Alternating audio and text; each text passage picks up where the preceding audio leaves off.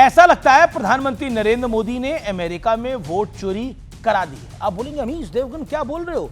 राहुल गांधी आरोप लगाते हैं ना कि मोदी वोट चोरी करके जनादेश को अपने पक्ष में करा लेते हैं। कल मैंने डोनाल्ड ट्रंप की बातों को सुना तो लगा जैसे उन पर किसी ने काला जादू कर दिया है। फिर लगा हो सकता है कि वहां भी वोट चोरी की वारदात हो गई हो, क्योंकि डोनाल्ड ट्रंप ने बाइक पर चिल्ला चिल्ला कर कहा, I am a big fan of Narendra Modi, prime minister Modi is great, he is my friend.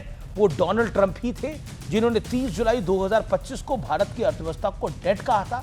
इस बयान के बाद सबसे ज्यादा उत्साहित देश में विपक्ष के नेता, कांग्रेस के वरिष्ठ नेता श्री राहुल गांधी दिख रहे थे। उन्होंने बोला यस ही इज राइट। उनके बयान सुनकर लगा जैसे इंडिया गठबंधन का अमेरिका में विस्तार हो गया। जब राहुल गांधी से पूछा गया कि ट्रंप ने हमारी इकोनॉमी को डेड कहा है, तो राहुल गांधी ने भी लगभग चहकते हुए कहा था हां वो बिल्कुल ठीक कह रहे हैं, वाकई हमारी अर्थव्यवस्था मर चुकी है, हमारी अर्थव्यवस्था मर चुकी है। वैसे भी हमारे देश के विपक्ष को विदेशी फोबिया है, विदेश का फोबिया है। नरेंद्र मोदी को घेरने के चक्कर में विदेशी सोर्सेस उनके फेवरेट सोर्सेस हैं। सोरोस भी फेवरेट है। इसलिए अब लोग सवाल पूछ रहे हैं कि क्या ट्रंप के बाद राहुल इस बार भी उनकी बातों को रिपीट करेंगे? क्या राहुल गांधी भी खुद को नरेंद्र मोदी का बिगेस्ट फैन बताएंगे?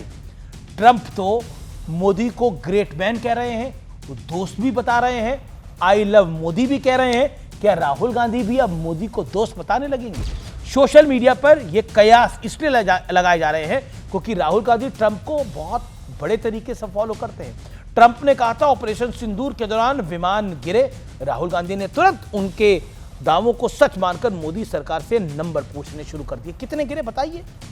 ट्रंप ने कहा था मैंने भारत पाकिस्तान का युद्ध रुकवाया, तब भी राहुल गांधी ने नरेंद्र सरेंडर का नैरेटिव चला दिया था। जोक सपाट, लेकिन विदेश नीति बच्चों का खेल नहीं है जरा। आज दिन तो कल रात नहीं, आज ब्लैक तो कल व्हाइट नहीं।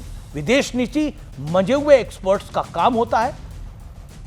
इन मुद्दों पर हर पार्टी को अपने सबसे अनुभवी और विदेश मामलों की समझ रखने वाले नेताओं को आगे करना चाहिए, जैसे कांग्रेस में शशि थरूर है। क्योंकि लोकतंत्र में सवाल पूछे जाने जरूरी हैं, लेकिन सवालों का स्तर पद के मुताबिक ना हो तो बात हल्की पड़ती हुई दिखती है, और दिखी यहां पर। और सियासत में हल्की बातें लोगों के जहन पर वजन नहीं छोड़ पाती।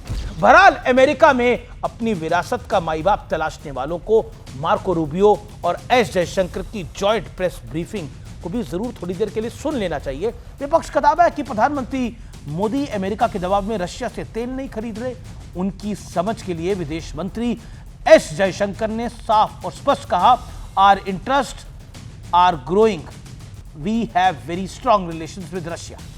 यूरोप एंड यूएसए यानी अमेरिका के विदेश मंत्री के सामने भारत के विदेश मंत्री ने अमेरिका समेत पूरी दुनिया को साफ साफ समझा दिया कि भारत मल्टीपोलर वर्ल्ड का पक्षकार है और भारत के रशिया के साथ बहुत अच्छे संबंध हैं। विदेश मंत्री ने आगे यह भी कहा है कि आज के भारत की जरूरत यह है कि वो सभी देशों के साथ डील करे। भारत के विदेश मंत्री ने इसके बाद जो कहा वो बेहद इंपॉर्टेंट है, अहम है, क्योंकि इसके बाद जयशंकर ने कहा हमारी तेल की जरूरतों के लिए हमें multiple sources, large sources, dependable sources and cheap sources की जरूरत है, क्योंकि हमें अपने लोगों के हित के बारे में सोचना है, यानी इंडिया फर्स्ट। जबकि यूपीए के दौर का वो दिन याद करिए जब अमेरिका की तत्कालीन विदेश मंत्री हिलरी क्लिंटन ने भारत के तत्कालीन विदेश मंत्री एसएम कृष्णा के साथ बैठकर कहा था हमारे कहने पर भारत ने ईरान से तेल खरीदना बंद कर दिया है। ये आर्काइव्स में अवेलेबल है। लेकिन अब भारत दबता नहीं है, झुकता नहीं है, रुकता नहीं है, थमता नहीं है। यही आज का भारत का स्टैंड है, भारत का ऑफिशियल स्टैंड है। वैसे जो लोग कहते फिरते थे कि मोदी अमेरिका के दबाव में है, ट्रंप के कहे चल रहे हैं, वो मार्को रूबियो के दौरे के बाद से लापता है। मैं बार बार कहता हूं पॉलिटिकल राइवलरी शिद्दत से निभाइए, लेकिन देश हित की कीमत पर नहीं, क्योंकि ये बात जनता को कतई पसंद नहीं आएगी।